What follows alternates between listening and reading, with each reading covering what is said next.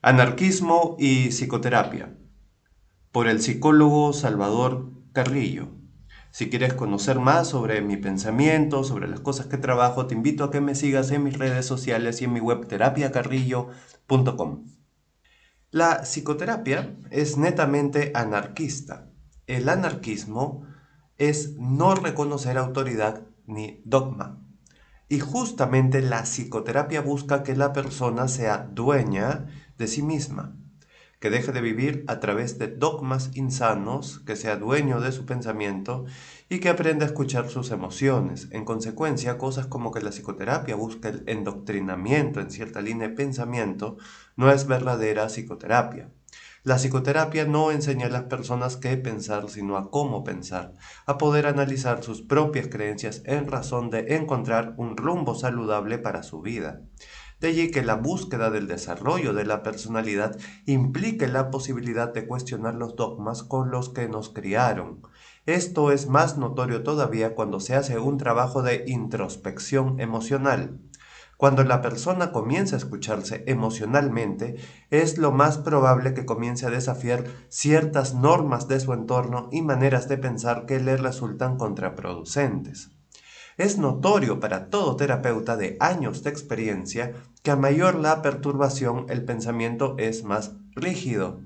Las ideas cerradas sobre Dios, la familia, el trabajo, el Estado o lo que sea, cuando son demasiado cerradas, lleva a una frustración del despliegue personal y de la introspección emocional. De allí que cuando se realiza psicoterapia dentro de una institución religiosa o escolar, sabemos bien, la psicoterapia tiende a corromperse, pues ya no solo busca la salud psicológica, sino que se torna en un instrumento de adoctrinamiento a la institución en vez de una vía de liberación. Existe el mito que la psicoterapia sirve para normalizar a las personas, para moldarse a un canon. Nada más falso que eso, sobre todo en la psicoterapia moderna. La psicoterapia busca que la persona retorne hacia sí misma y que sea dueña de sus propias decisiones. Un buen psicoterapeuta en ningún momento debe inculcar un modelo de vida, sino más bien empujar a la persona a que forme su propio modelo de vida a la luz del descubrimiento de su ser, con la intención de reducir su sufrimiento. Proclamar que la psicoterapia está dentro del marco del anarquismo no hubiera escandalizado en lo más mínimo a los grandes teóricos de esta disciplina. Albert Ellis decía que el objetivo de la vida era disfrutarla y que la causa del sufrimiento humano era el pensamiento dogmático. Carl Rogers indicaba que una persona necesita ir con el flujo natural de su ser y cimentaba gran parte de su teoría en el taoísmo filosófico, el cual sabemos tiene múltiples matices anarquistas. Fritz Perls señalaba que las personas deben buscar ser congruentes con lo que sienten, que debemos buscar ser nosotros mismos y además dejar a los demás ser ellos mismos. Cuando las personas son sometidas por una autoridad, están en estado de alienación. En vez de actuar según su propio criterio y voluntad, actúan según la voluntad ajena. Pero si una persona no está alienada, si vive en estado de congruencia consigo misma, podríamos decir que es una persona libre.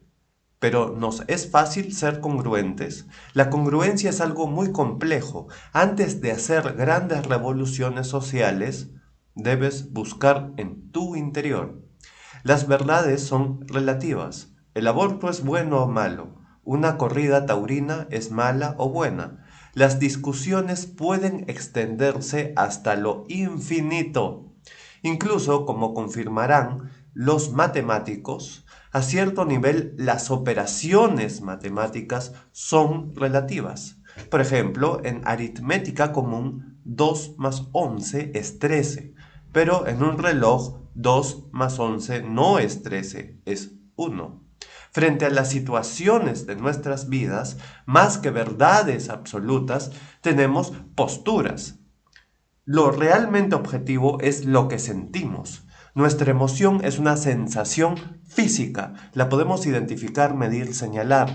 Más allá de si las creencias que están asociadas a esa emoción son válidas o no, la sensación emocional sí es objetiva. Algo tan simple como eso tiende a ser obviado por la mayoría de las personas. La gente es mental y ello ha generado que estén disociados de la existencia. Están más concentrados en comprender que en sentir, olvidando que la emoción es lo que me conecta con la existencia. Cuando las personas se concentran en su sentir, experimentan un sentido de realidad y una conexión con el propio cuerpo, que será la base fundamental para poder desplegar su vitalidad. La sociedad nos domina con relatos religiosos, económicos tradicionales. La mente es el hogar del dogma.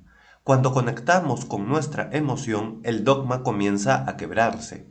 Y si eso va acompañado, ahora sí, de un análisis cuestionador, entonces tenemos la fórmula para la posesión de la propia libertad. Cogitare y praxis. Cogitare es pensar y praxis poner en práctica algo. El anarquismo desconfía del cogitare cuando está carente de praxis. Es más, una persona interesada en la praxis, en vivir, en conectar con la vida, necesariamente comienza a desconfiar del cogitare preconstruido. Todo sistema totalitarista es un sistema de pensamiento. De allí que, cuando una autoridad nos controla, fomenta la praxis a partir del cogitare dentro de los dogmas establecidos. Una praxis que parte de la conexión con uno mismo conduce a un cogitare escéptico, es decir, a cuestionar los dogmas establecidos. ¿Establecidos por quién? Por la autoridad. De allí que la persona que busca tener buena salud emocional es una anarquista. Punto 2. El orden establecido no está centrado en el individuo. El orden establecido exige que la persona se adecúe a éste.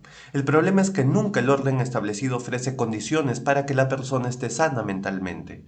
De allí que quien busca la salud emocional necesariamente comienza a cuestionar. Como alternativa a su angustia, para que el individuo no comience a cuestionar, el orden establecido ofrece una serie de atontadores, de estímulos que le adormezcan, como videos por streaming, videojuegos, fotos de redes sociales, etc. Distractores formidables en cuyo contenido está un endoctrinamiento para conquistar la mente de la persona y no se salga del orden establecido.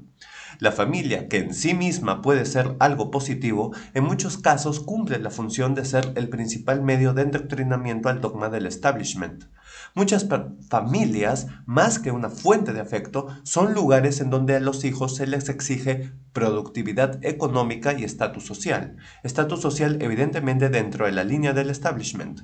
Las familias deben ayudar a los hijos a escuchar sus emociones, nutrirlos de afectos y a que sean ellos mismos, no alienarlos.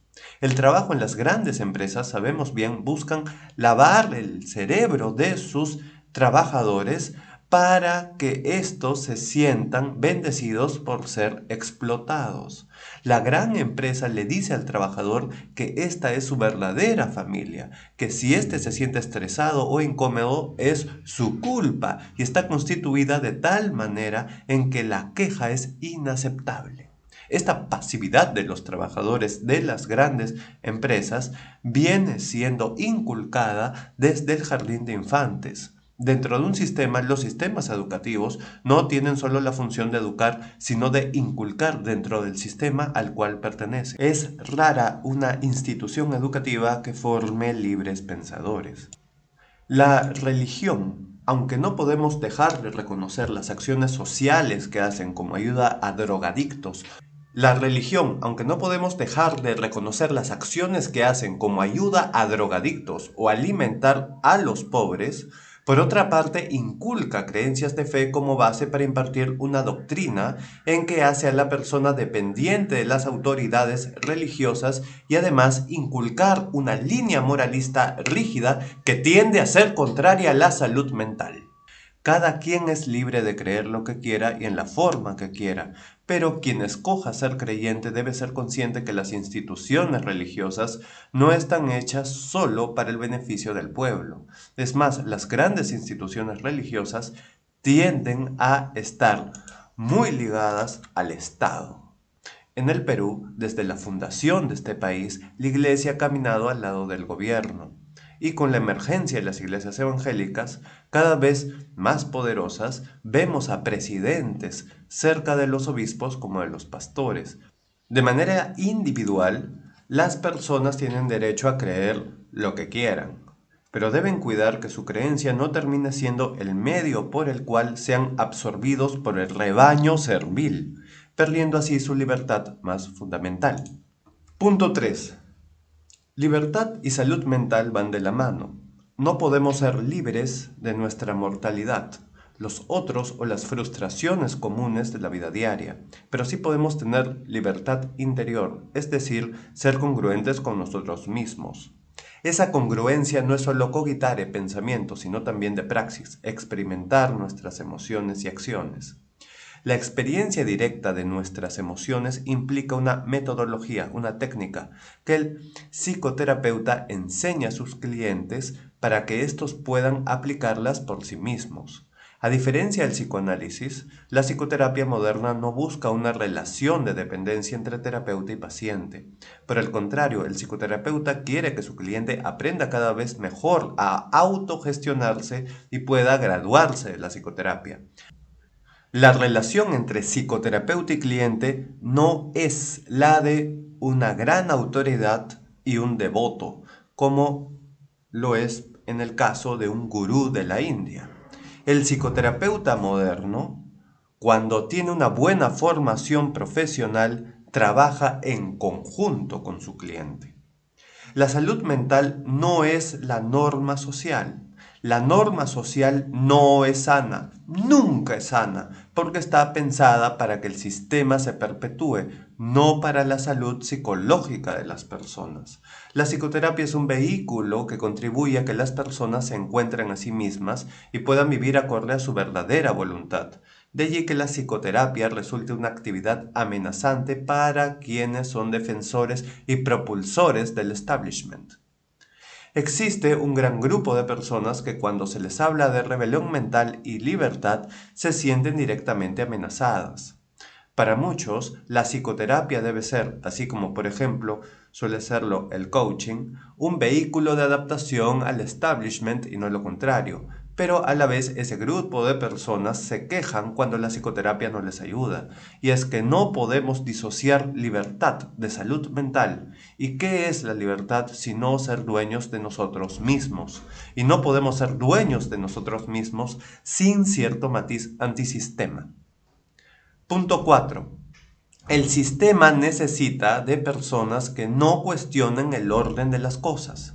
En realidad, cuando se habla de sistema es una generalización.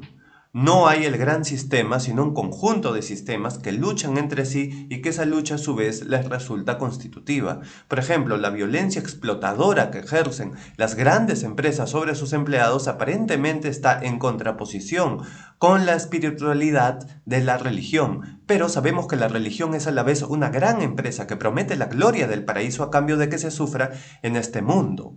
De allí que ese recinto de supuesta paz espiritual coloque a las personas en una predisposición a aceptar la explotación de la gran empresa. Hacer una radiografía de cómo funciona un sistema solo puede ser expresado por medio de generalizaciones. Sabemos que a nivel individual y particular hay muchos matices, pero lo importante es destacar de cómo el pensamiento común no suele estar al servicio de las personas y que ese pensamiento común suele estar reforzado por instituciones poderosas constitutivas de la sociedad. A nivel individual, es posible que una persona pueda superar estas condiciones sin necesariamente salir de la sociedad. La comprensión superficial de estas ideas puede erróneamente llevar a creer que se está promocionando la impulsividad, el vicio y la delincuencia, cuando es más bien la alienación de las personas lo que conduce a este tipo de comportamientos mezclado con las deficiencias del entorno. Evidentemente, un autoconocimiento profundo que lleve a una buena salud mental es contrario al comportamiento autodestructivo y contribuye para que las personas puedan confrontar sus dificultades, incluyendo las económicas. Evidentemente, alguien que procura una buena salud mental no va a permitir someterse a un régimen de explotación.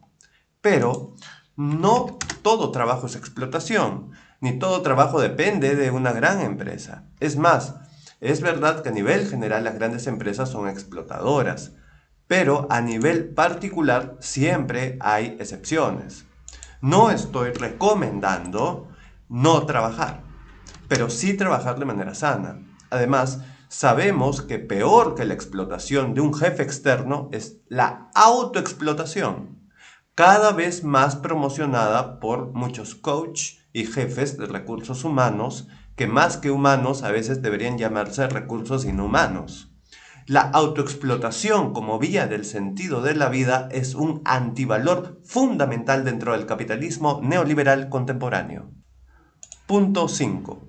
Esta perspectiva anarquista sobre la psicoterapia está en total congruencia con las psicoterapias más modernas, llamadas terapias cognitivo-conductuales de tercera generación, y con las psicoterapias humanistas tradicionales y actuales. Las personas que quieran ser libres deben preocuparse por conocerse mejor a sí mismas, y por ello recomiendo que tomen interés por conocer más sobre las teorías psicoterapéuticas.